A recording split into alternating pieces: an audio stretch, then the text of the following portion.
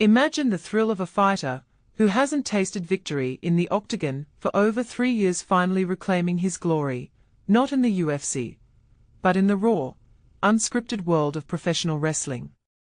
That's the electrifying comeback story of Michael Chandler, and trust me, it's got all the drama you could ask for. But here's where it gets controversial. Is Chandler's detour into wrestling a strategic pivot, or just a detour from his true calling in MMA?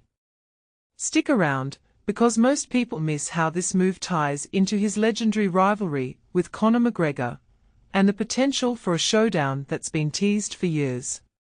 Let's rewind a bit for those new to the scene. Michael Chandler, the former 3-time Bellator champion, had been riding a bumpy road in the UFC since his last win back in May 2022. Remember that explosive front kick knockout of Tony Ferguson at UFC 274. It was a highlight reel moment that showcased Chandler's striking prowess. But since then, he's faced a string of tough losses against heavyweights like Dustin Poirier, Charles Oliveira, and Paddy Pimblett. These defeats have kept him out of the winner's circle, leaving fans wondering if the Iron Mike we know could ever return to his peak. Fast forward to November 29th, and Chandler decided to tap into his roots. He stepped into the ring for Real American Freestyle, RAF, the innovative first-of-its-kind unscripted pro wrestling league.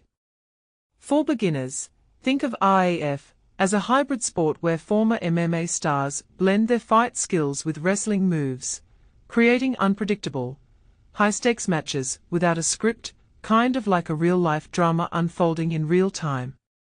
At RAF 03 in Chicago, Chandler took on another UFC veteran, Chad Mendes, who was actually more accomplished in collegiate wrestling. Yet, Chandler's sheer size, explosive power, and lightning speed proved too much, as he dominated to win 4-1 in the main event. But the post-fight interview. That was the cherry on top. Chandler didn't just celebrate, he issued a fiery call-out to Jordan Burroughs, an Olympic gold medalist wrestler from the Midwest. Since 2009, there's been this guy from the Big 12 conference who beat me twice, and I can't shake it, Chandler shared, his voice dripping with determination. Jordan Burroughs, things have changed. I'm bigger, faster, stronger, and way more dangerous now. If you're brave enough, step into the RAF ring with me. It's a classic case of unfinished business, where past humiliations fuel current ambition, something any athlete can relate to. But it sparks debate. Is this just trash talk? Or is Chandler seriously eyeing a crossover that could redefine wrestling? And this is the part most people miss. Chandler's wrestling ventures aren't random. His recent downturn in UFC fortunes kicked off when he started holding out for that dream matchup with Conor McGregor. The two filmed The Ultimate Fighter season together in 2023, hyping a clash that was supposed to happen right after. Yet, here we are in 2025, and they are still circling each other, with the fight feeling like a cursed legend.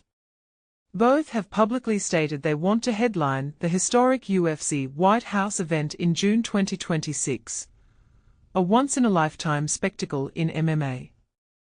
McGregor's a top contender for that spot, but UFC CEO Dana White won't even start assembling the card until February, leaving everything up in the air. Meanwhile, Chandler's using RAF to stay sharp and keep his wrestling edge honed. It's a smart move, really, like a boxer cross-training to avoid rust, but some critics argue it's sidetracking him from proving himself in his primary sport. Speaking of which, who do you think should steal the show at UFC White House? Share your fantasy card in the comments. I'm curious if you'd go for McGregor versus Chandler, or shake things up with someone else entirely. To wrap this up, Chandler's story raises some intriguing questions. Is his call-out to Burroughs a bold step toward new horizons, or a distraction from settling scores in the UFC? Do you see his wrestling wins as a fresh chapter, or just a workaround for MMA setbacks? And what about that McGregor fight? Do you believe it'll ever happen, or is it destined to remain a tease? I'd love to hear your takes. Agree, disagree, or add your own spin in the comments below. Let's discuss. Fighting fans, what's your verdict?